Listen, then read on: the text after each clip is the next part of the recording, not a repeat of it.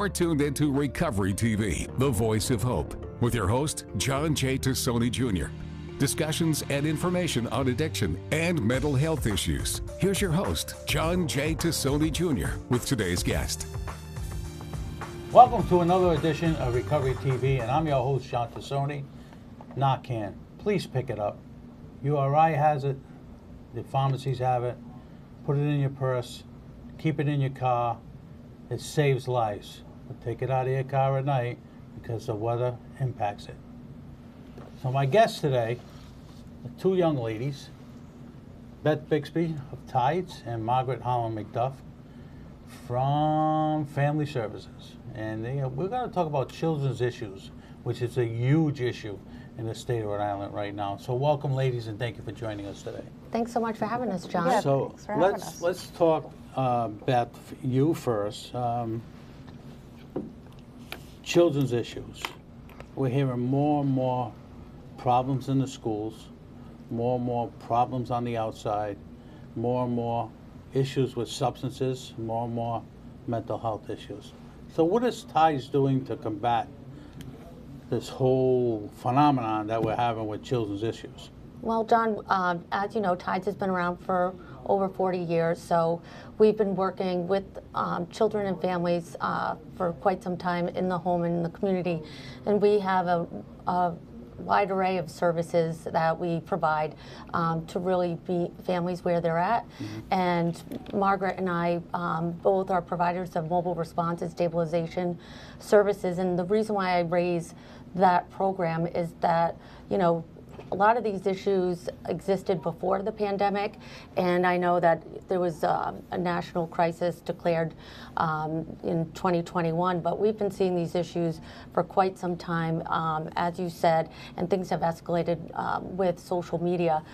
So we started Mobile Response in 2020, and that was really to respond to the overcrowding at the hospitals. And so we've done really well responding to that, but there still continues to be some challenges and service gaps. And I don't know, Margaret, if you want to jump in.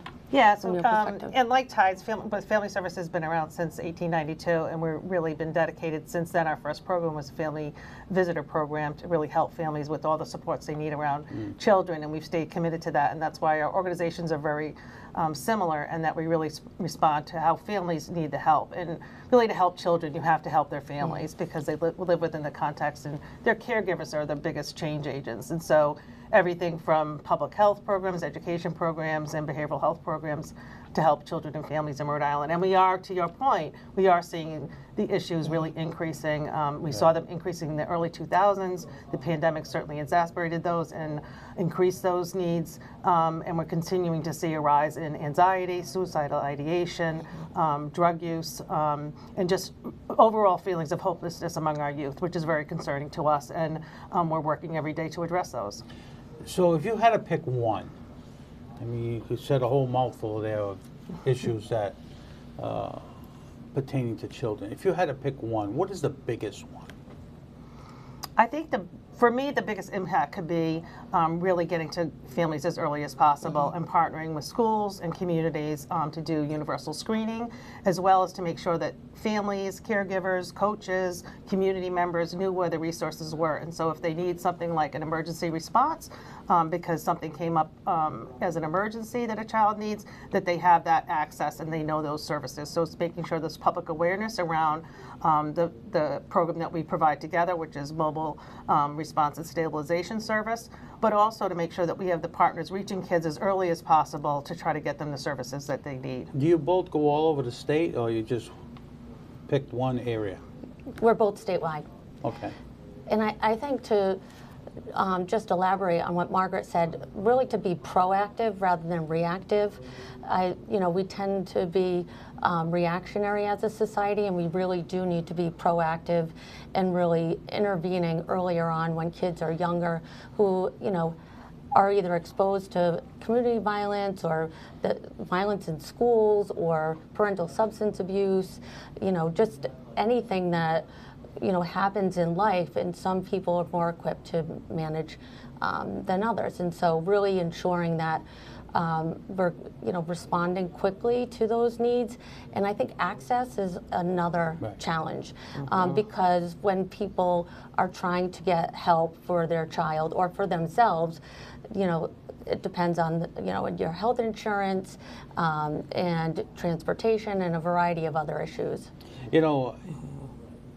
When I was, before I got involved in substance use and mental health, I was at the training school for a number of years. And I always used to talk to the kids about trying to get their life back in order, because if not, they're going to end up in the Cranston Hilton. And I joked with them about that, but it's absolutely true, because they go back to the same environment. Once they do their time at the training school, they go right back to the same environment. And the other big issue, as you well know, that we've been fighting with the state with, is adolescent substance use. We have to get a handle on that. We cannot look the other way, because these kids, if we don't help them now, whether it's substance use, mental health, alcohol, they're going to be a burden to the state of Rhode Island and the budget. So we need to give them care. We need to give them a way that they can provide themselves to be good, productive citizens. And I talk to the teachers a lot about what they do on a daily basis. It is more about not helping teach them, but it's more helping them to cope with issues that are in the schools now. A lot of the social emotional issues are what teachers are managing, to your point, rather than academics. And I was recently meeting with a state representative who was also a teacher, and they were floored that there's really no substance abuse services that exist in the state, because the amount of times they're having to send students down to the nurse's office because they've used something, either an illicit drug or a prescription. And so I think we really have to come together as a community and really advocate for what's best for children. And some of it is because systemic issues, and parents shouldn't have to really worry about the systems issues. Like people in state government should have it a well-designed system, so they can just pick up the phone and call someone. Hang up one second.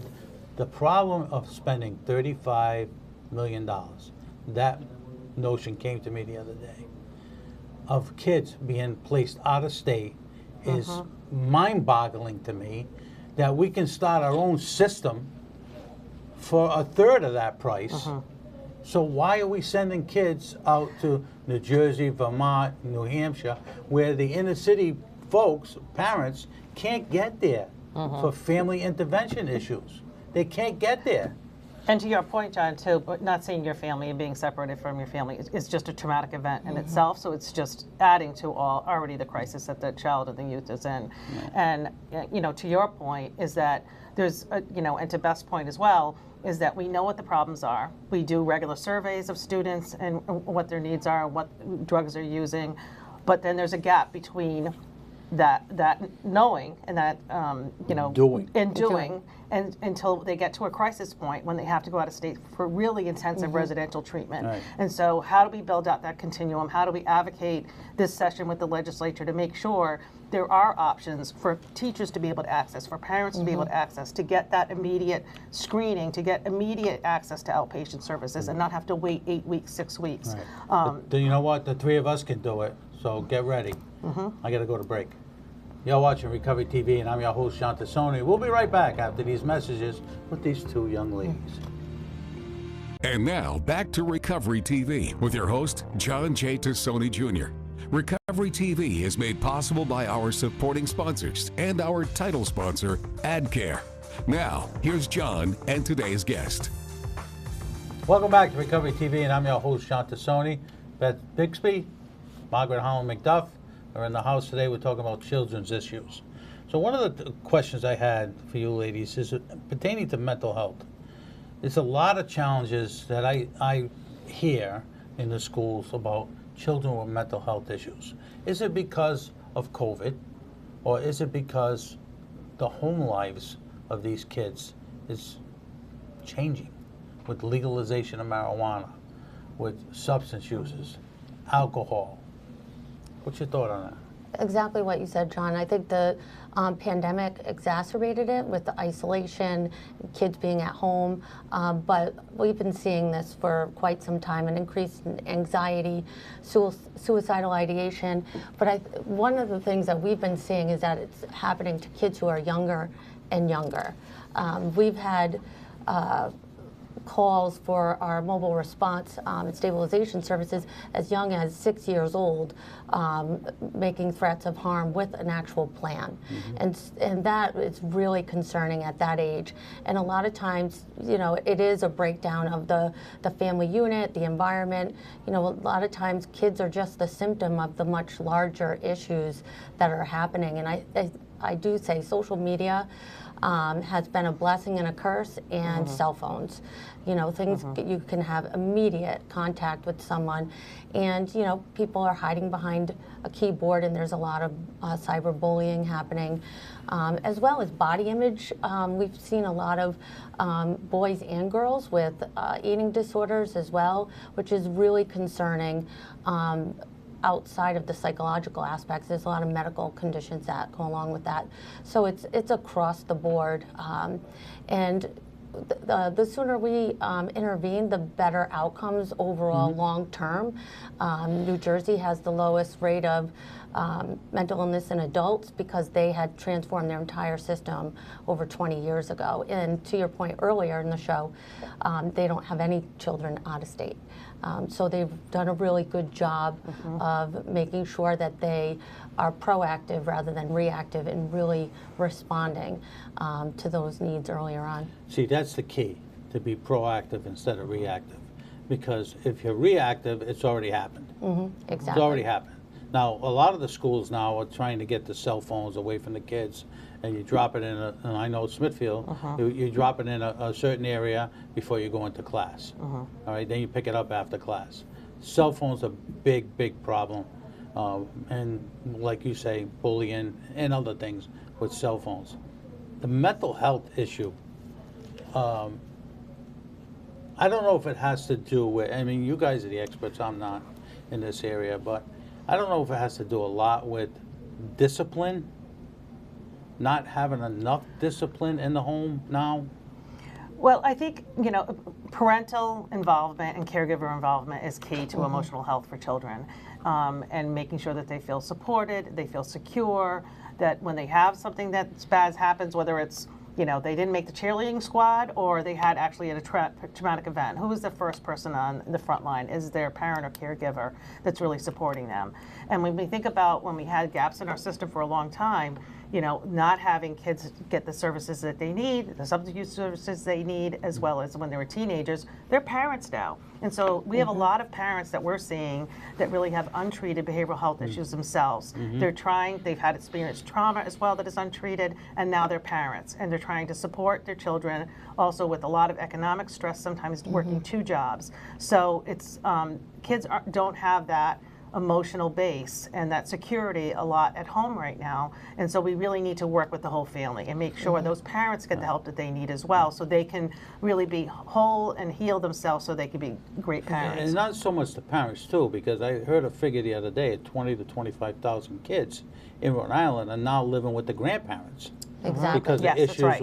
issues with the parents, the substance use, mental health, or they're incarcerated. Yeah, that's and right. now we have these kids living with a grandparent who we'll just use my age, 66. Now you got a 5-year-old, and you don't have the patience for a 5-year-old. So little Jimmy can do whatever he wants as long as the household is complete.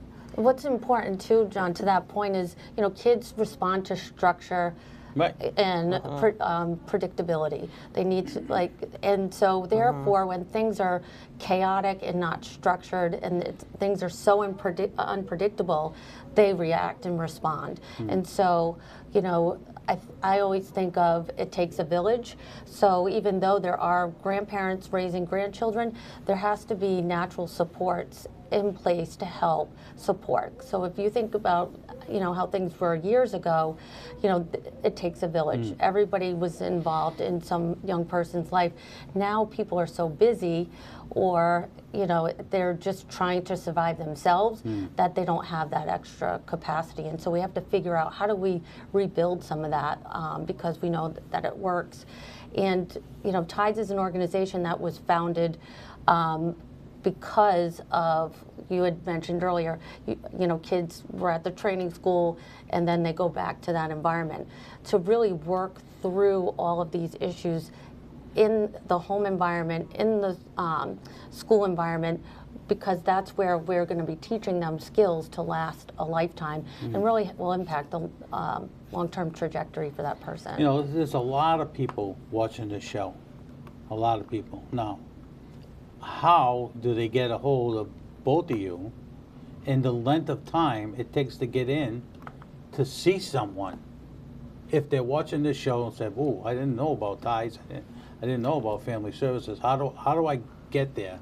I'll go to Family you Service first. of Rhode Island, you can go to our website. The intake number is there. We have same-day access for outpatient services, and then we also have the mobile response. We also have a wide array of community-based services, so if a family can't come into an appointment, that's a barrier, we can make sure that a clinician can go out to the home. And I just want to add to your point around grandparents and caregivers that are taking care of their relatives' children. Having that kinship support is really key, and we have one program called Kinship Cares that wraps around those grandparents, those other parents that really need the supports, which is just smart for the child to keep them with the member that they know until their parents get well and can take care of them, instead of placing them in foster care or even residential care, which is very costly to the state and traumatic for the child as well. But again, they can just go to the Family Service of Rhode Island, so FamilyServiceRI.org, and the MRSS number for emergencies is on there, as well as our intake number. And the same for us, John. All the information is on our website, Tides, TIDESFS.org. And everything's listed on our website, the mobile response number, and how to access programs. Same-day services for you also? For mobile response and for most of our services, yes. So, if I take both of you up to State House, and we go into a committee meeting, what would your pitch be to the legislature about children's issues? Then we need to invest in children. That's it? Simple. One-liner.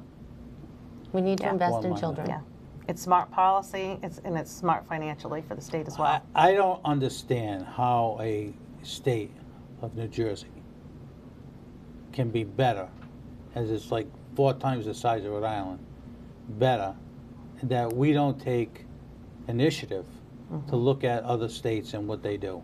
I want to talk a little bit more about that when we come back from break, because I have to pay the bills. You're watching Recovery TV, and I'm your host, John Tassoni. We'll be right back with Margaret and Beth right after these messages. And now, back to Recovery TV with your host, John J. Tassoni Jr. Recovery TV is made possible by our supporting sponsors and our title sponsor, AdCare. Now, here's John and today's guest. Welcome back to Recovery TV, and I'm your host, John Tassoni. Beth Bixby, Margaret Holland McDuff from, where are you from again? Family Service of Rhode Island. And Beth is from Tides. 2 great organizations. Margaret, why don't we give my viewers a number and a website that they can go visit? Sure. Family Service of Rhode Island's phone number is 401-331-1350, and our website is www.familyserviceri, all one word, .org. Very good. Beth? Sure. Our main phone number is 401-822-1360, and our website is www.tidesfs.org. Ladies, the 3 of us need to move the needle. We need to do it as one. We need to get to the legislature, educate them, because they're part-time, so a lot of them don't know what they're doing. Not what they're doing, but the amount of problems that we have in the state, especially with children. So I want to thank you both for what you do on a daily basis and run your organizations. And hopefully Washington will look up to everybody and make sure we don't get cuts, because the cuts that we get trickle down. So thank you both for coming on. Right. Thanks so much for having us, John. Thank you, You're John. welcome. We'll do it again. Yes, definitely. You've been watching Recovery TV, and I'm your host, John Tassoni. If you see something, say something. Give these ladies a call if you're having problems with your children.